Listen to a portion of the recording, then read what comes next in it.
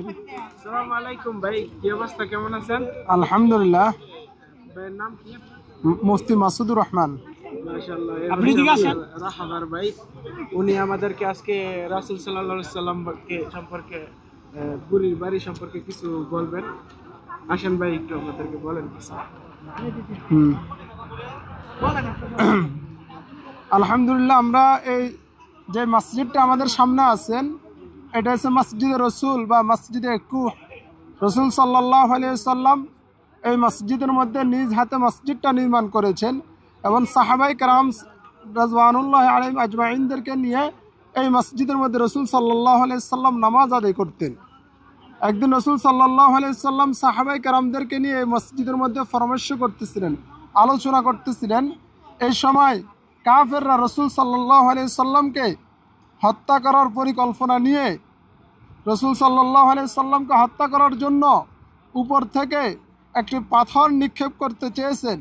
আল্লাহ তাআলা জিবরাইল আমিনের মাধ্যমে ঐতিহাসিক ওই পাথরকে ঝুলিয়ে রেখেছেন। এখনও যে এটাকে বলে ঝুলন্ত পাথর, আজ থেকে 1450 বছর আগে যে অবস্থা আছেন, এখনও পাথরটি ওই সংরক্ষিত ওই অবস্থায় আছেন। ঐতিহাসিক ঝুলন্ত পাথর আমরা দেখছি। আল্লাহ পাক যাদেরকে উমরা করার সুযোগ করেছেন, আল্লাহ সকলকে যেন এই তায়েফের ময়দানে আসে, রসুলের রক্ত মাখা জমিনের মধ্যে এসে রসুলের ভালোবাসা প্রকাশ করার তৌফিক দান করেন। এই ঐতিহাসিক মসজিদে কুহ, আর এটা হচ্ছে ঝুলন্ত পাথর। আর কেউ কেউ বলতেছেন এই মসজিদ আল্লাহ রসুল সাল্লাল্লাহু আলাইহি সাল্লামের পথে কাটা দিতেন। যে ভুরির বাড়ির কথা বলতেছেন, সামনে আসেন আমরা ওই ভুরির বাড়িটা একটু ভিজিট করি। ঐতিহাসিক এই ঐতিহাসিক ভুরির বাড়ি যেটা, অনেকে বলতেছেন এইটা আরো অনেক আগের এই ঐতিহাসিক রসুল সাল্লাল্লাহু আলাইহি সাল্লামের পথে কাটা দিতেন। যে আল্লাহ রসুল সাল্লাল্লাহু আলাইহি সাল্লাম ঘর ঘর বাড়িতে আর হয় না, এই দেশে ঘর আমাদের বাঙালি ভাষা বলে বাড়ি বলে। আরই বুড়ির ঘর ছিল এটা। এইটাই বুড়ি আল্লাহ রসুল সাল্লাল্লাহু আলাইহি সাল্লাম মসজিদে নামাজ আদায় করতেন।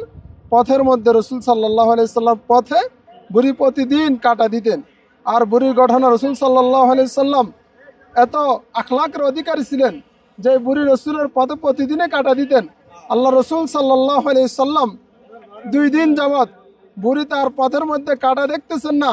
রসুল সাল্লাল্লাহু আলাইহি সাল্লাম চিন্তা করলেন বুড়ি মনে হয় অসুস্থ হয়েছেন। আল্লাহ রসুল সাল্লাল্লাহু আলাইহি সাল্লাম বুড়িকে দেখার জন্য গিয়েছেন। দেখা মাত্র সর্বপ্রথম বুড়িকে বলতেছে, আম্মি, হে আমার মা, আপনার কি সেবা আমি করতে পারি? এই কথা, এটা কোনো সাধারণ মানুষের আখলাক হইতে পারে না। এই জায়গা থেকে আমরা এটাই শিক্ষা গ্রহণ করব যে আমাকে হাজার মানুষে কষ্ট দিবে আর আমি তাদেরকে কি করে দিব? মাফ করে দিব। মানুষ আমার পথে কাঠা দিবে, আমি তার প্রতিদান ফুল দ্বারা দিব। রসুলের বরকতের আপনার তায়েফের শহরগুলি দেখি, এই আমাদের নিচের মধ্যে স্মৃতিগুলি দেখান, পুদিনা পাতা এবং ধনিয়া পাতা যেটাকে বলা, রসুল দোয়া করে গিয়েছেন রসুলের বরকতে। এটা কি পরিমাণ ফসল হয় তায়েফের জমিনের মধ্যে। আল্লাহ তাআলা ওই বরকতময় জমিনে আমাদের সকলকে আসার তৌফিক দান করুক। আল্লাহ রসুল তায়েফবাসীর জন্য সবসময় দোয়া করেছেন, কখনো বাদ দোয়া করেন নাই। আল্লাহ রসুলকে কষ্ট দিয়েছেন, আল্লাহ রসুল কি করেছেন? তাদের জন্য দোয়া করেছেন।